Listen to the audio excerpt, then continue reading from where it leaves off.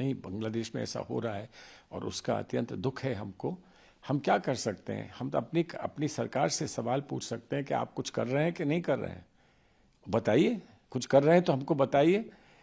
सहानुभूति तो इस मामले में किसी को हो नहीं सकती ना सरकार को हो सकती है ना हमको हो सकती है। मैं ये कह रहा हूँ, स्पष्ट कह रहा हूँ कि सरकार को भी इस मामले में सहानुभूति नहीं हो सकती कि जो हो रहा है वो सही हो रहा है, गलत हो रहा है, वो गलत हो रहा है। लेकिन वहाँ जो हो रहा है वहाँ के हालात को सामने रखकर जो लोग कर रहे हैं वो गलत कर रहे हैं। अब इसमें हम क्या कर सकते हैं, कैसा हस्तक्षेप कर सकते हैं, ये बड़ा सवाल है। ये सरकार को ये निर्णय लेना होगा।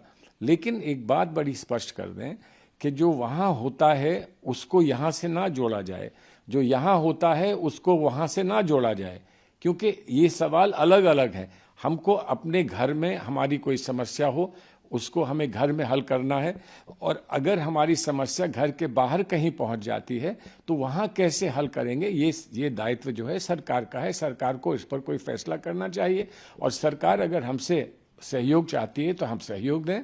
कोई किसी प्रांत से सहयोग चाहती है तो वो प्रांत सहयोग दे।